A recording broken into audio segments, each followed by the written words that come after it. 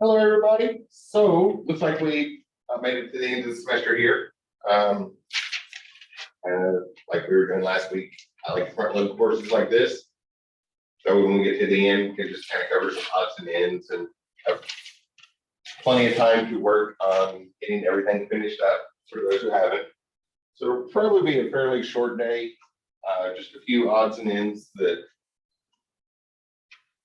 you might find useful at some point. In general, today's about some concepts.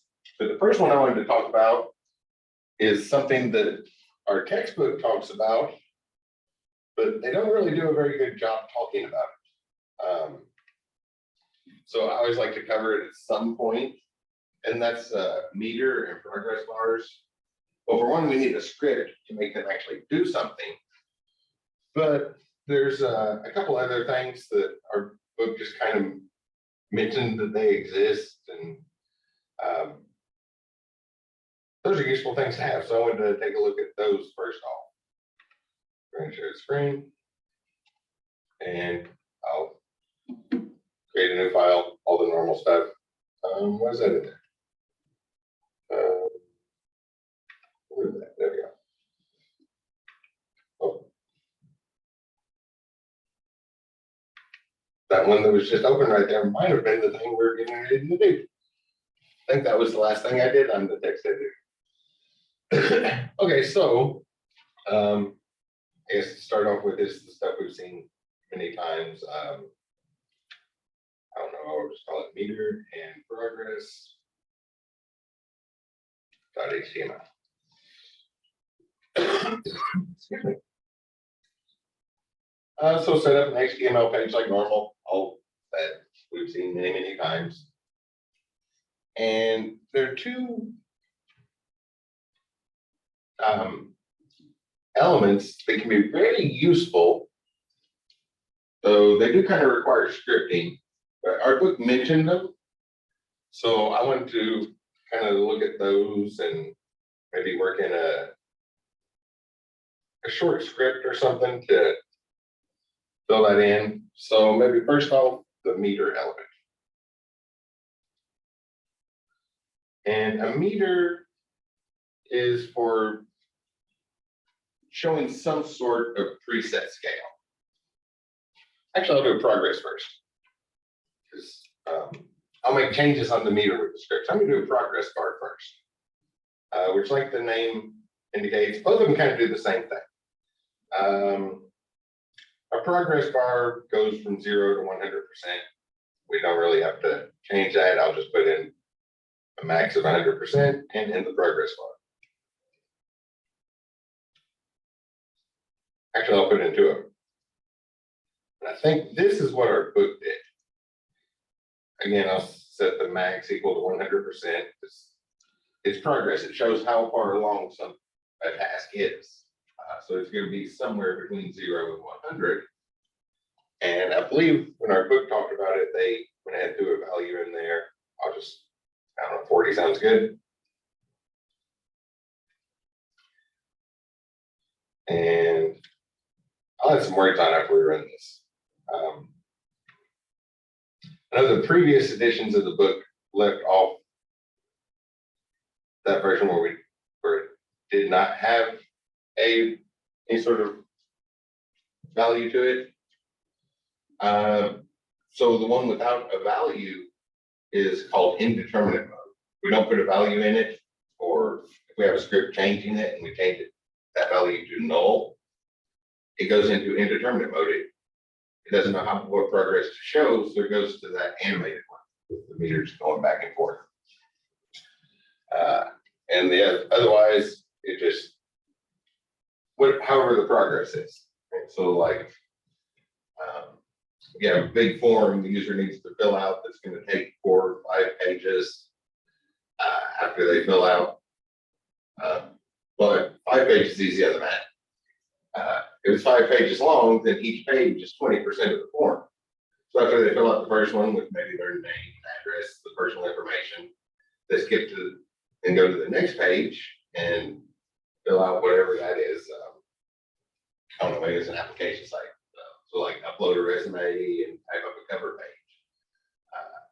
That's another 20% of the thing. So we put on a meter on there showing how far along they've gone. Or really, I think the consideration there is more how much is left. That way the user knows how long they're gonna spend filling out that form. And our words for that are it's indeterminate. And I'll just end that paragraph there. In that paragraph, start another one. And when we have a number, it's indeterminate form.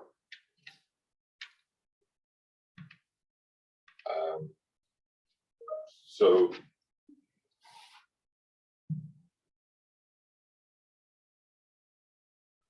I'll look at that later. I already knew that, but I'm not sure what that little message pop-up was. But that changing one can have a nice little effect in the background. If you have something where it's going on, you leave it there. People are used to seeing progress bars. So it makes the user think something's happening. And the other really useful use for the progress bars, like I was saying, if it's something where you can do the math easy and tell how far along they are, just show the user the progress. Oh, a tutorial would be another good one. If there's 10 steps in the tutorial, put a progress bar, and each time through the progress, each time they finish a step, that progress bar is has a value 10 higher, so it shows they're moving through it. The other one is a meter. And this one we do kind of need a script to go with. So first off though, I'll just put it on here. So like meter, and the biggest difference between a meter and a progress, I'll start with a min, not a max.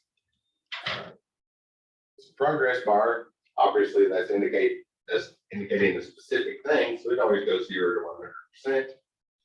Whereas a meter covers some predefined scale. It doesn't necessarily have to go 0 to 100. Maybe it goes -100 to +100, or -3 to +7, or 5,000 to 8,000. Just some predefined scale that we have. For example, here I'm just going to go 0 to 100. So that's like a progress bar. But we have another thing in the meter built in that is really useful. And the previous edition of the textbook didn't mention this, which is one of the most useful things about our meter, is that we can define ranges in it. So let's say low is like 30,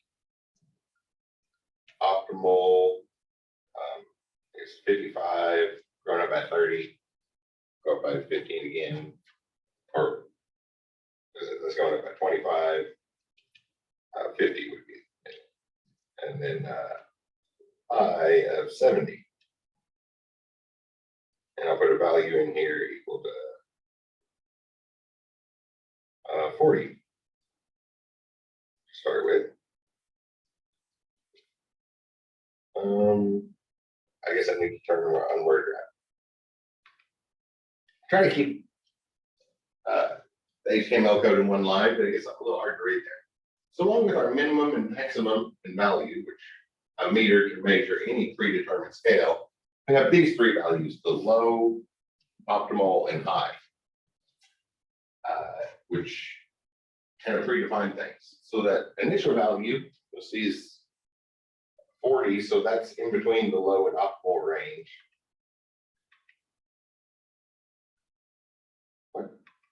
Let's go to translate.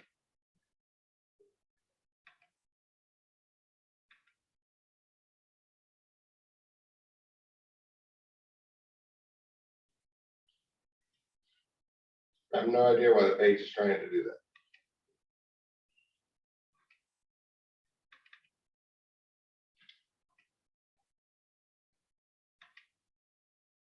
It's open again.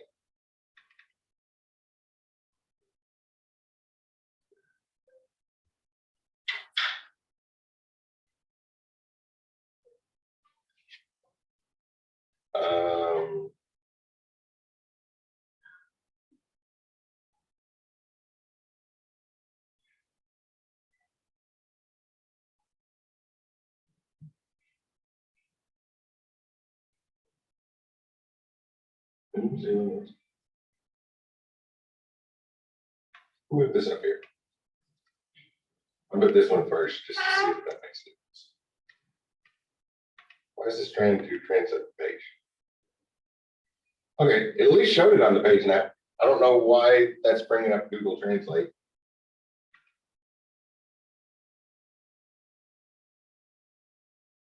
I don't see any purpose, anything on there that we need translated except those two words.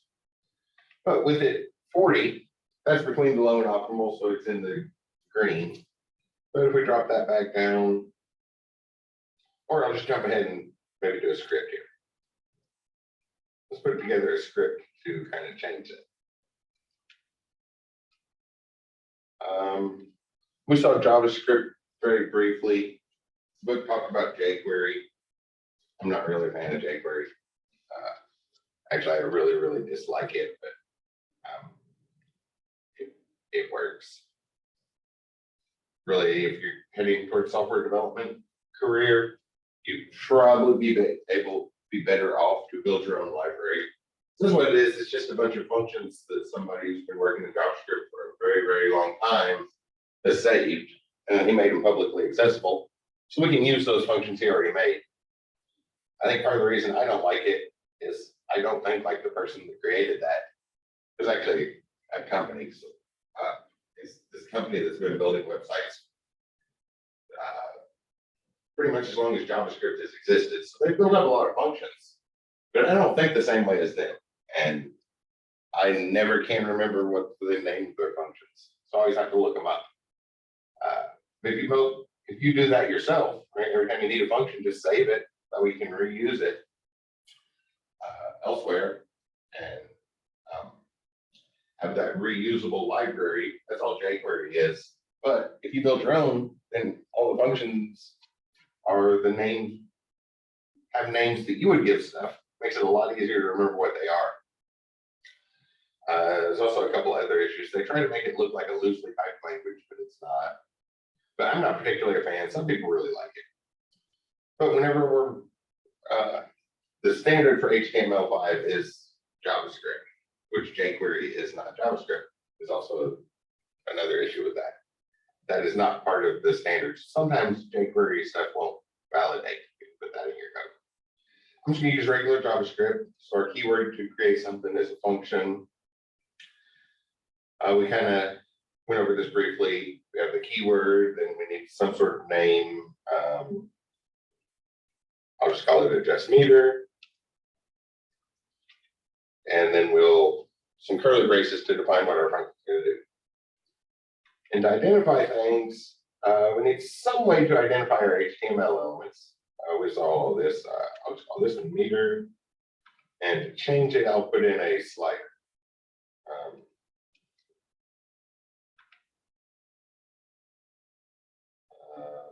Input type equals range. ID equals slider.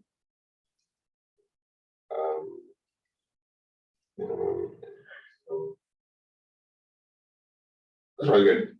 So let's give it a minimum and maximum value that matches what the meter is, and then we just move the slider, it'll change the meter. And to call that function, all of our HTML elements have event listeners built in. So I'll just use onChange. So whenever that slider changes, something happens. And what I want to happen is to call that function we're getting ready to write. Adjust meter. If anybody's watching the video later, I know some of the people in the course are just getting started out and haven't had scripting classes, but the people that are here present today are all in another software development course with me, so that might affected the speed with which I went through that, because I know all the people on whose names I see on the screen right now know what those words mean. So we set up a function, and then we have an event listener built into every one of our elements that we can use to call that. In this case, whenever we make a change to that slider. And what we'll do is we'll grab the current value So we saw this very briefly, and the textbook had a section about it. Whenever we want JavaScript to do something in the HTML, we first have to refer to our HTML document. So there's an HTML page that every JavaScript file or embedded script or somehow every piece of JavaScript has to be connected to an HTML page. So we refer to that document object, and then we can access the stuff on it, such as get element by ID is the most common one. So every element has an ID, or every element we want to interact with has an ID, so we can just ask for that. As for the slider one, but that's the element. We don't want the HTML element, we want something about it. In particular, the thing we want from it is the value it's holding. So we can add dot value. And I'm going to turn off Wordpress because that's exhausting.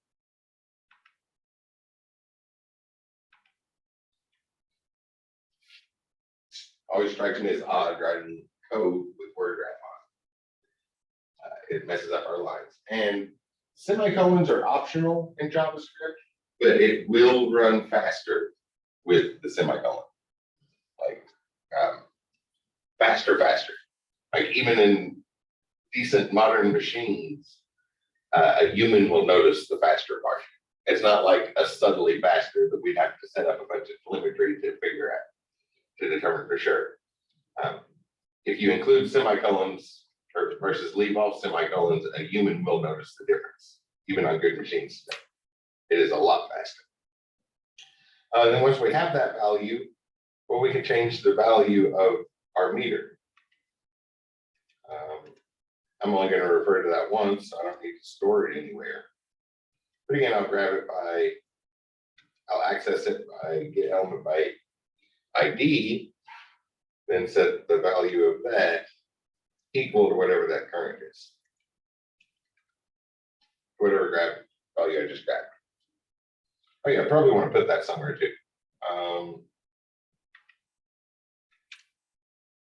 I'll add a little span tag here. Span with an ID called output. And we'll show that value as well. So again, we'll look at our HTML element, grab some element off of there, in particular the thing with the ID called output. And in this case, I'll use the inner HTML, which is the space between the opening and closing tag. So hopefully that makes sense. We're just going to grab the value of the slider as it moves back and forth and change our meter to that so we can see what those optimal, low, and high attributes do. And then we'll spit it out so we can see which one we're on. We did look at JavaScript, so hopefully that looks familiar. It's not too confusing or anything. But a progress bar would be similar. We need a way to, usually we would have a script determining what we do there. I have no idea why this is so determined to translate the page. I don't know what is going on this page that it thinks it needs translated into Italian. But either way, if I grab the meter and move it down, you can see when it's down like 28, below that optimal value. I pull that up on the screen somewhere. This will work. No.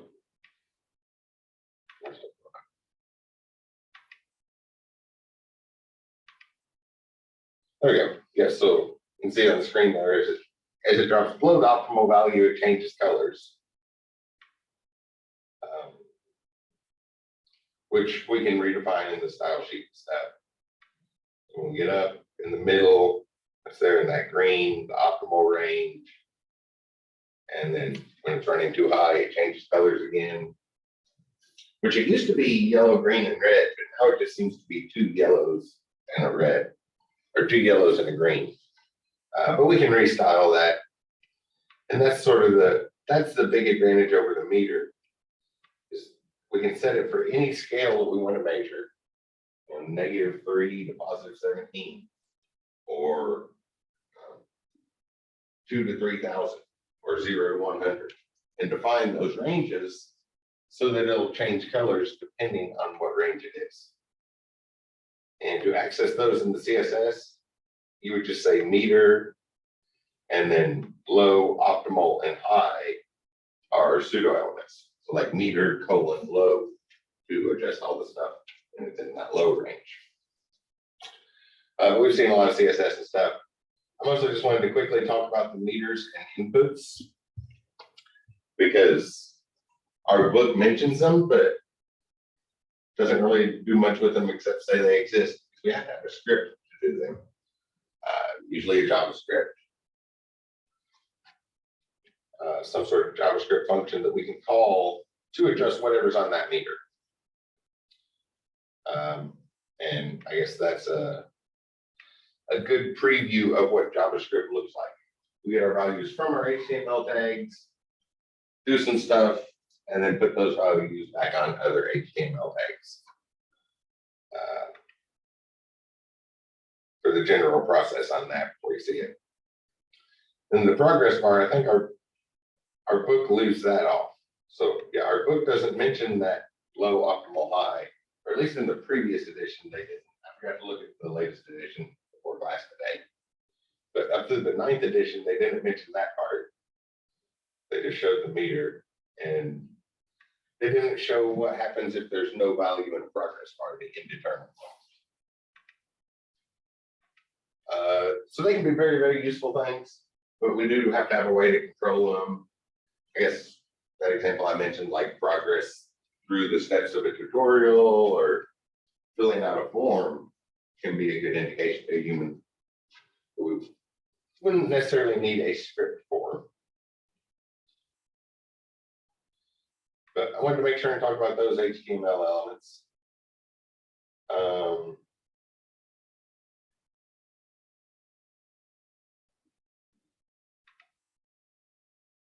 Yeah, I'm not sure if I'm going to upload this one, so I'm just going to add it to the chat room if I want to download that to reference. But try to leave it on the screen long enough that you can copy it. So that file's in the chat room if you want to look at that. Some sort of reference value.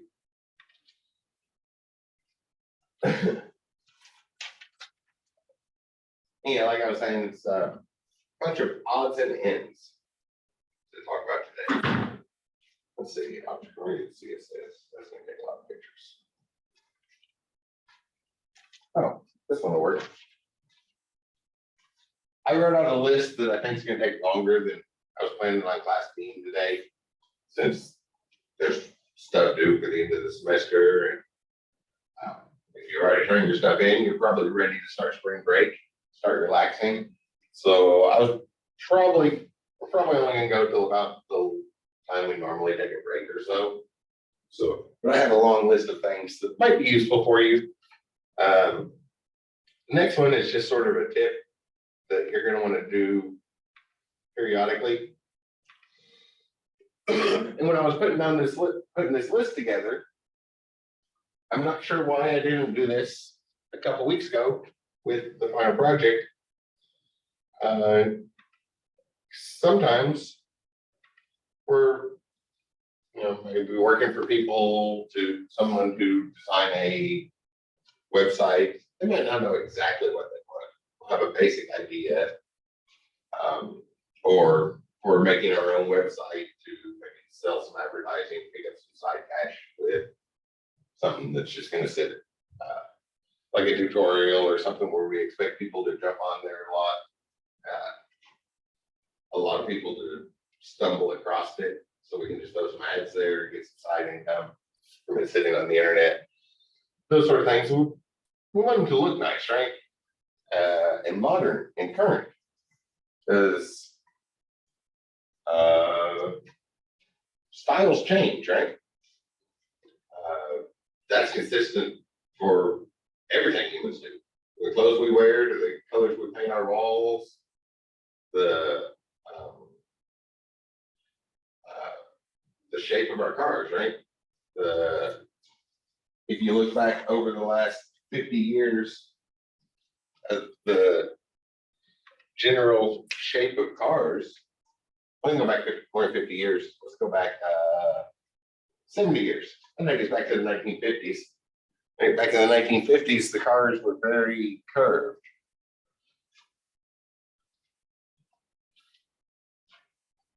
Back in the 50s, they had those streamlines. Even the bumpers were rounded off. Yeah, that's probably good.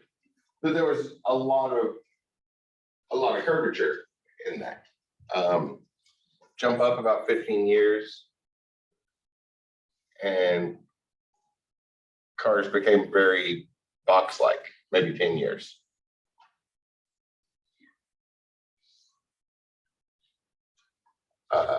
And long. So going from like the 1950s Chevy thing to the, I don't know, maybe a 63, 64 LTD. It became very boxy and lengthened out. Another decade or so later, the cars were shorter, and it was still kind of boxy, but it was more angled.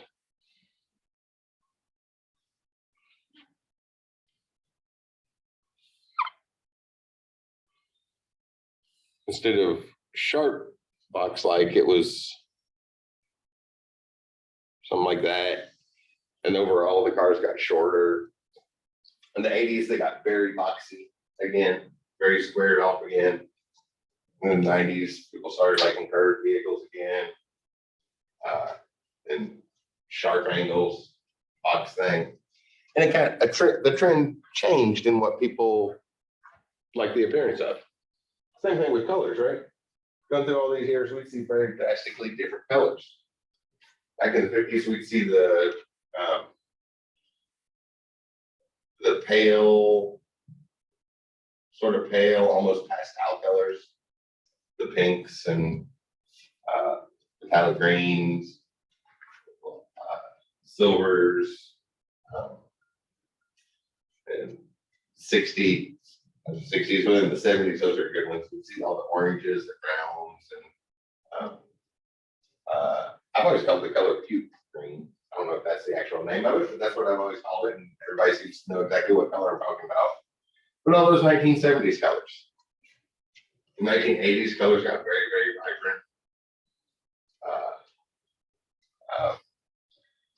And they kind of backed off after that. But the trends change.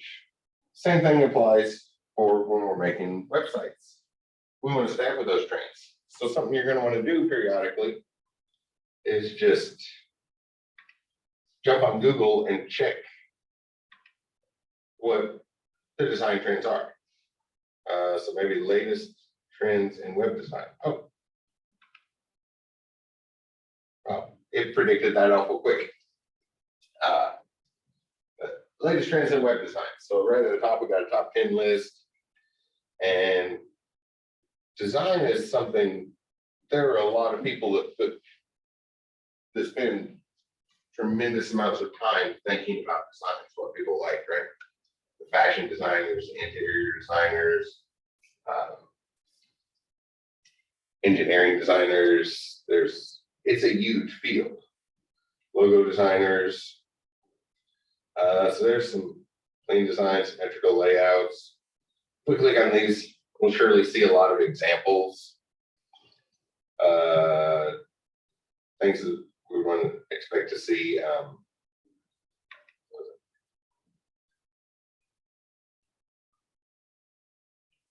Clean designs, a bunch of stuff. Long, don't read it. The first one they're saying is very simple design. Kind of looks like it's approaching minimalism, but there's an awful lot of animation there for minimalism. Got some parallax scrolling and animations. That seems a bit much for the actual minimalist thing. But they call it clean there. Things that are very symmetrical. Where the colors are positioned versus the words. You can see what the picture is there. And you want to look at different things like this.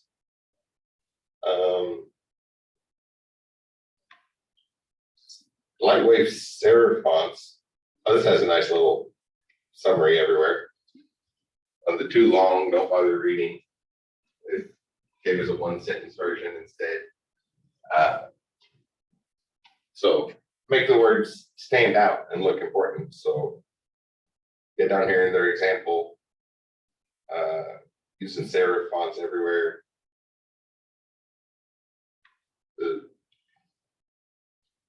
The preferred colors, I guess what will be what the future will look back on and say look like early 2020 colors. Browns and grays, with just a little bit of highlight in it. You want to keep up with things like that. And that's just, as we scroll down, you'll see there's a lot of another top 9 list. I have no idea what Memphis design is. There's some more stuff about typography. Oh, this one's saying retro revolution, go back to the other one, to the old stuff. So you also see, I figured it wouldn't take long until I started seeing contradictions. And one was saying clean, modern stuff, and the very next link said retro, go back to old stuff. So you'll see some back and forth on what they're suggesting at different times.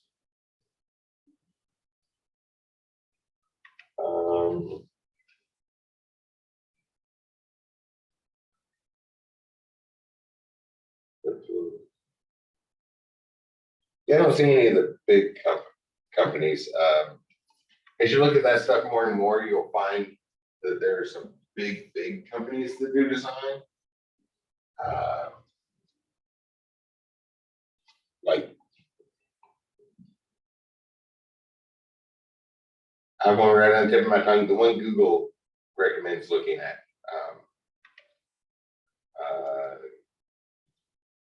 Not Google search, but the Google company, what they say to use everywhere. Google recommended design.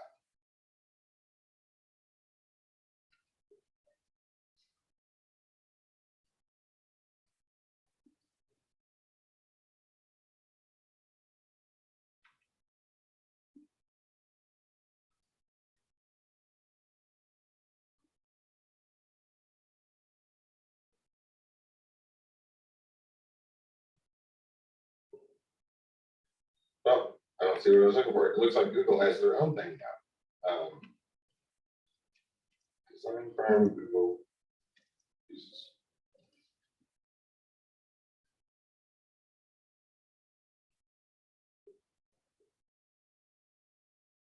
Well, I guess they use their own thing.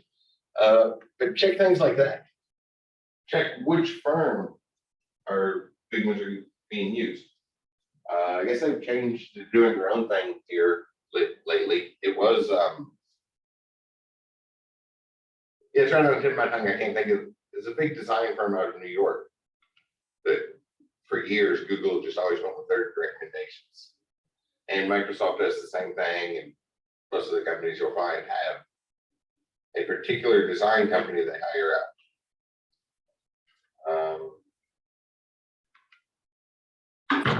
Last time I was looking through this, there was a lot of things. This one's kind of new. People have wanted to do that for a while, but the average user didn't really have speeds that would keep up. For a while, home speeds started to get there, but then everybody started using their phones. So we backed off. But now that the phone speeds have bumped up again, the 3D motion elements are making a comeback. They have examples on here.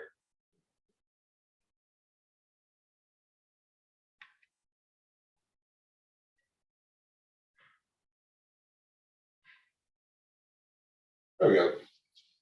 So just with the little animations in the background, instead of cartoonish things, actually do have 3D animations going. If you want to look into doing that, you'll want to search for these words, Webgl. There's a library called OpenGL, which is one of the most predominant ones that it's available in most of our programming languages. It's available in all the most popular programming languages, so we usually use that. And there's a condensed version called Webgl that works with the canvas element. So Webgl, we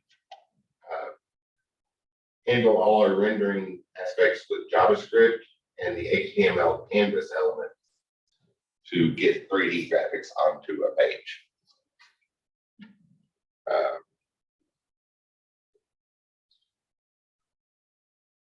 Yeah, if you like put together things on a big, nice game engine and export a 3D game for use on the web, it would just generate that, generate a version of the game in WebGL, all scripted with JavaScript, so that it runs on our browser using the HTML canvas.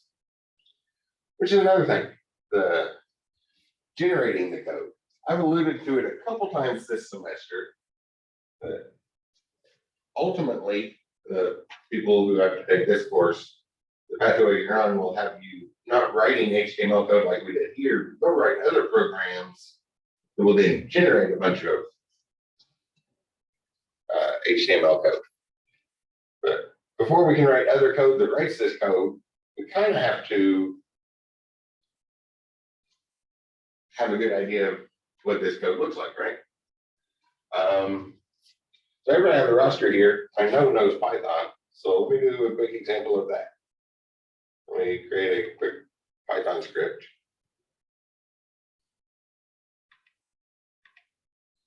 Most of this stuff should look familiar. I guess I should save this so it'll change colors. Page.py. So I don't know, user. We got some input.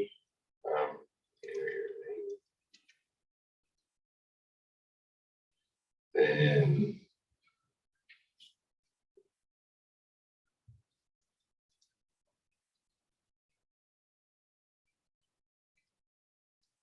oops.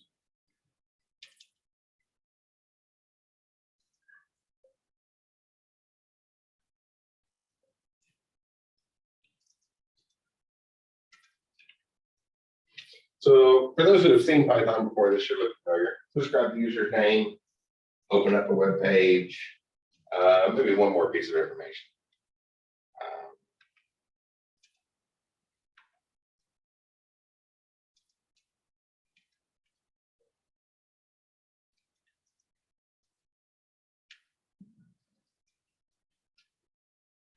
And then we can just write that to a file with the appropriate file extension. So to file.write. Well, all that stuff we've seen before.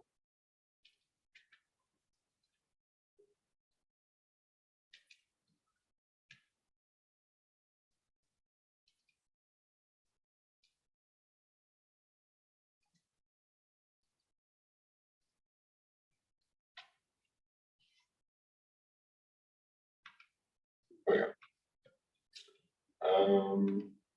Fill out a new line. Oh, we don't even really need to add a loop fill out.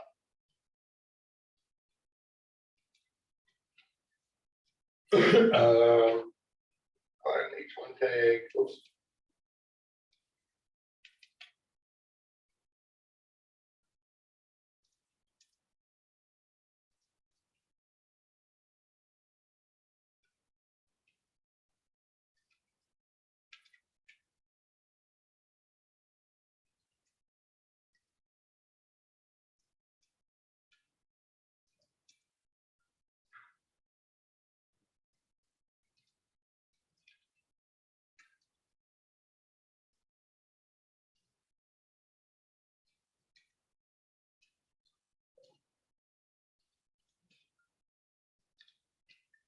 Yeah, that works. Probably not very clean code, but everything there should look familiar to those who have seen Python before. I've never seen Python, that probably looks very confusing. And some parts of it will look familiar from this class. Because the HTML code, what we've been doing this semester, that's just Unicode And we can write that from other scripts. So if we have another program that gathers up the information we need, which probably wouldn't be a couple inputs, we'd probably do that as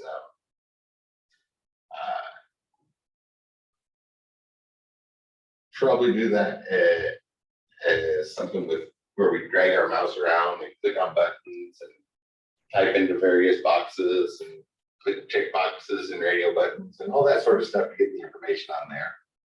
Choose colors.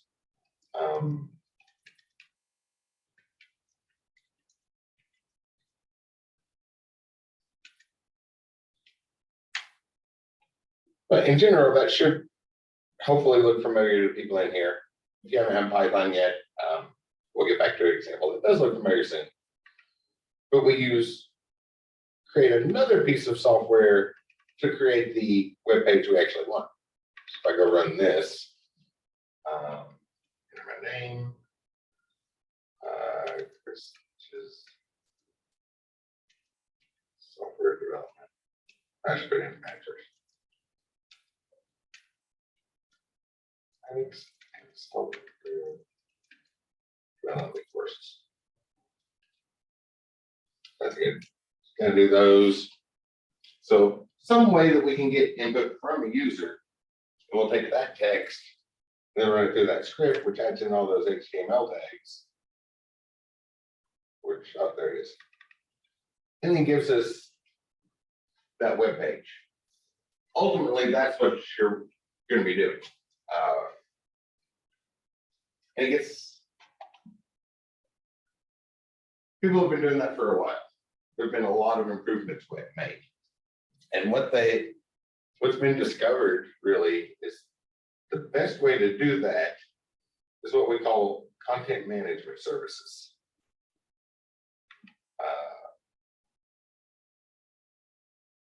Content management system. And really what this does, the biggest difference is on this little piece of software I just wrote here is a Python script. We just concatenated together a bunch of strings and use the variables right here. Usually with our content management services, the data that we get from the user and everything else actually goes into a relational database. The most popular ones all still use a MySQL database. In particular, the most popular ones all seem to be using MariaDB version of MySQL. If you've had some sort of database class before, there's lots SQL, SQL, structured query language, the thing we work with relational databases in. That's a category of languages. There's lots and lots of them out there. Among the most popular is MySQL, but even on the original creation of MySQL, he actually made two of them. He made one that cost money and kind of expensive and proprietary. And then he made another one that's open source that is just free to use. And he named them after his daughters. They're very similar, but there's a Maya MySQL and a Maria MySQL. So the most popular content management services, they take all those HTML tags. So all the tags and things we've been looking at this semester, those get put into a database. And then the other information we need gets put in that database. Then we can run a bunch of queries and pull up just pieces of HTML code as we need them. So you've probably experienced those sites before. If you've ever gone to like a blog or something and you're reading through the page, it looks like everything's loaded, and maybe the advertisements on the page are animated, you can see them moving and stuff. But then when you go to scroll, there's a long delay. It suddenly acts like the page isn't loaded. And that's because one of the things we can have a database do is before sending it, it can check and be like, well, okay, how big is the screen this is going to? And then only send enough data to fill that screen, which can obviously be a whole lot quicker than saving a whole big file. So on those things, one of the biggest differences is there's never a file of HTML. There's a database that contains HTML tags and the other data we want on the page, but it's not put into the final version of the file. And whenever we need that page transmitted to somebody, we just query the database and transmit only the parts we want. Those are referred to as content management systems. The most popular is probably WordPress.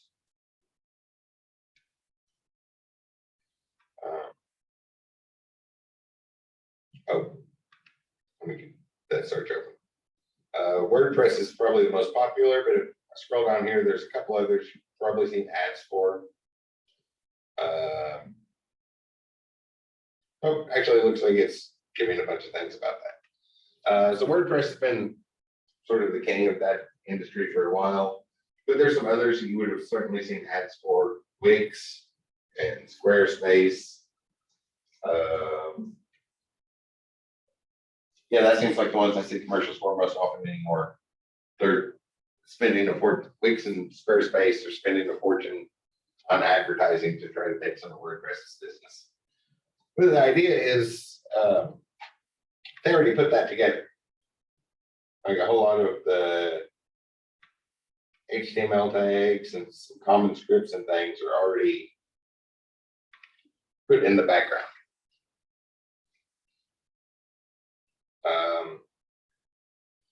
Real quick before I start doing this, let me go over here and point to something about this course. So I wanted to point it before I talk too long about WordPress. Remind you about those course learning objectives, and one of them explicitly says without using something, as a great big long anagram. Develop web pages without using that. It's what you see is what you get. Software, that means the finished product, the thing I'm kind of talking about, y'all are on the pathway to make. That's why we don't want to use it in the course. But now that we're at the end of the course, we can at least point you towards this so you can kind of see the goal of where this is heading. Pages. Okay, yeah.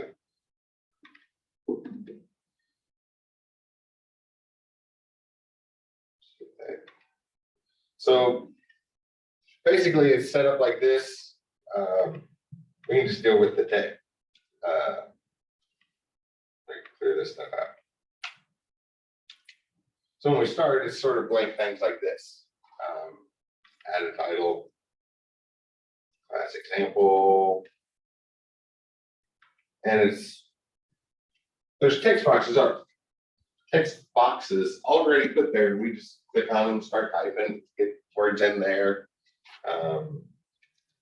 Here are some words to fill this box. And we have different formatting options. So like center this text, make it bold, italic. What else do we have here? Superscripts, subscripts, a lot of different things. We can see we're clicking around with our mouse and putting this stuff together. And these are all built with blocks. Oh, there's a plus sign. I haven't used WordPress in a while.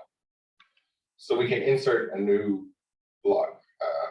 There's some sort of quote, another heading, add a list in here.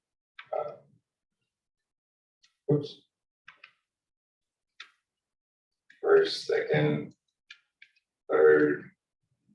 That's probably good. You see, once again, there's all these different options where we click around to do this. What else we got here? Markdown stuff. Put an image.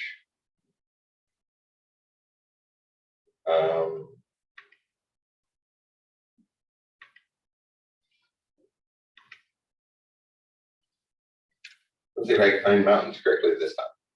Mountains, images.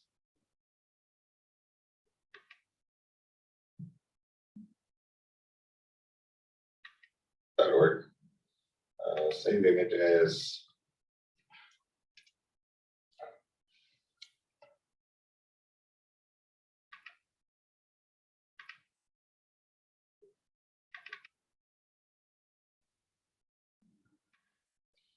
I think y'all see the gist of it.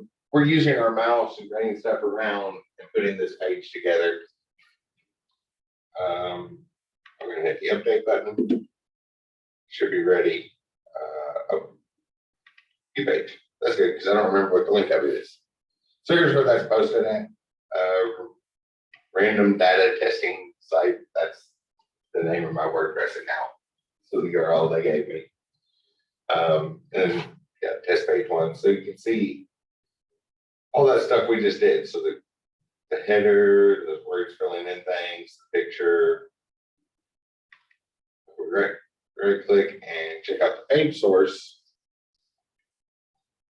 You see, dragging our mouse around did all this stuff, running all this stuff, which is really HTML code that they had stored in a database.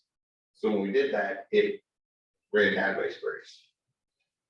So a couple steps up from this, but the same basic idea. We just get some basic ID. We get some basic input from the user. The core data the user wants to put on there. And then in this script, simplified version, we just write that to a text file with the right extension. And then it's like what we've been doing this semester. Content management services take that up a notch and bring stuff from there. But the text, a lot of that should look familiar. They've got all kinds of other stuff going on in there.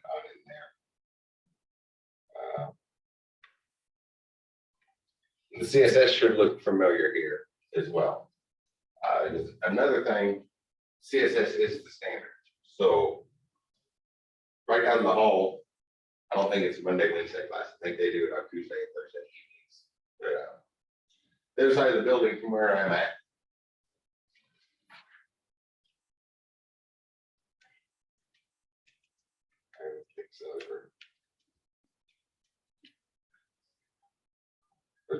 Where's Maps?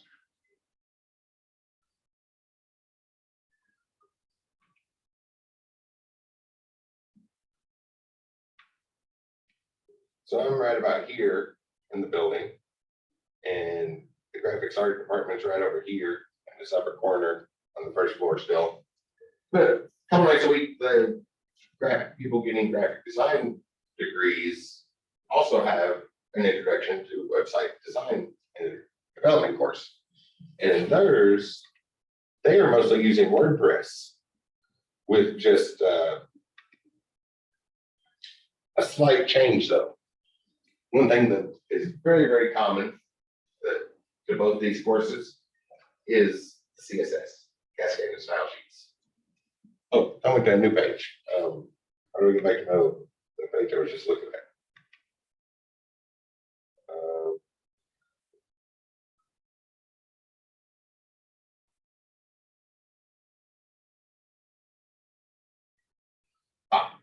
So you'll notice over here, in the main, I went back to the main page, looking at the different pages.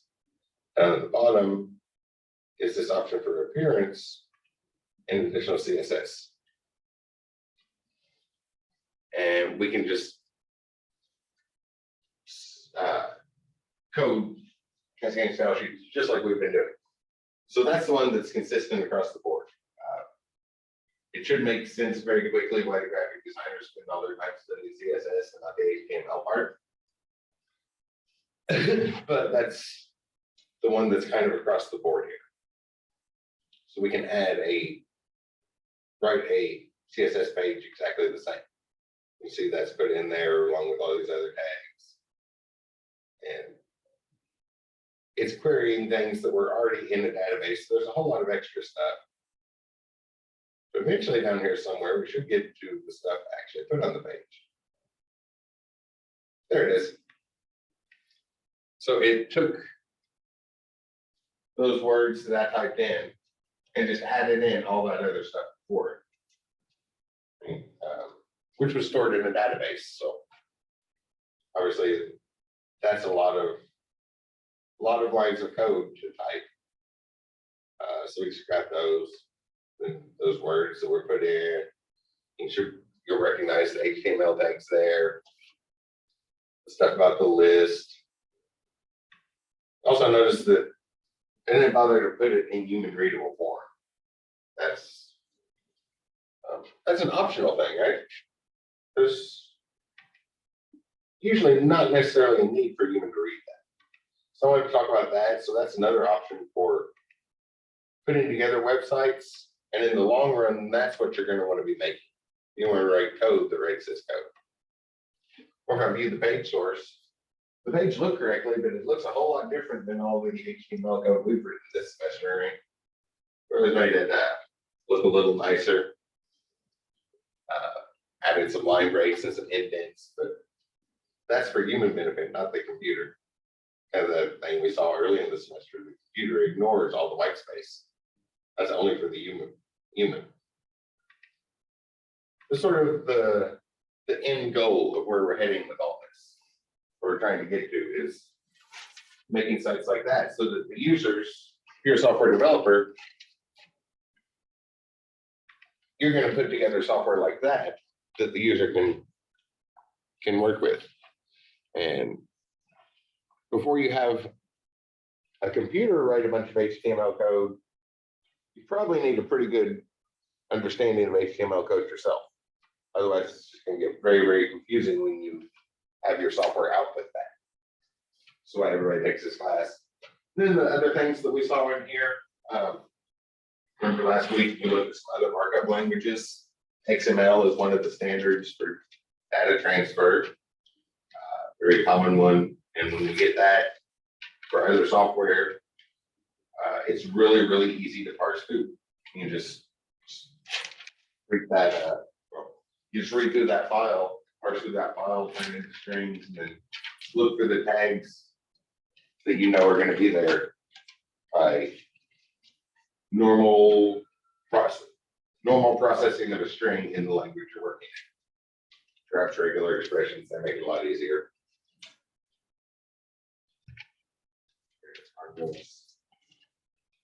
But there's a lot we covered. That's kind of the end goal, which seems like a good place to end the course, right? Seeing what that end goal is. So right now, we're introducing HTML. That's what this course is about. In the long run, you're going to not type it manually. You're going to make it the output from some other software. And we can put your software together and put some software together, then hand that over to a professional artist, and they can just drag their mouse around and type a few words on the keyboard and get a really nice looking web page out of it. So keep that end goal in mind with the knowledge that we covered in this course.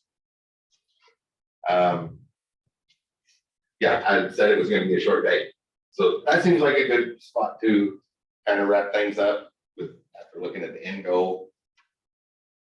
There's stuff due tomorrow at 11:59 p.m. is when everything closes and locks. And no late submissions. That's always the final cutoff. If it's not in by 11:59 p.m. tomorrow, you can no longer turn it in.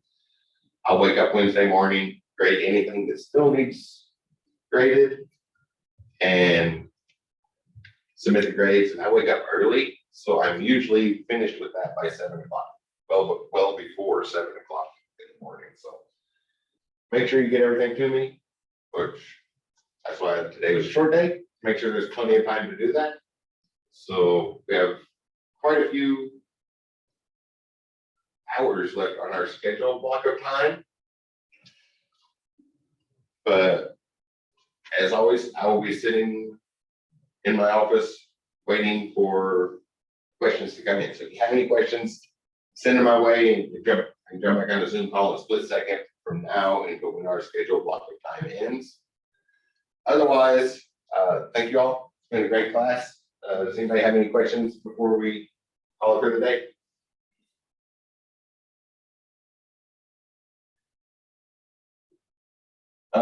Question in the chat room about replies in the modulated discussion. You don't have to. You want to look at other people's things. Yeah, if you have some comments, feel free to make them. But just kind of share your stuff there. Anything else? Okay, so I assume some questions. As always, I'll be sitting here for our scheduled block, ready to jump back on the Zoom call in a split second if there's questions. Otherwise, try to use this time productively to get things wrapped up or study something with IT that catches your interest. And y'all have a good spring break, or I'll see you tomorrow. Have a good one.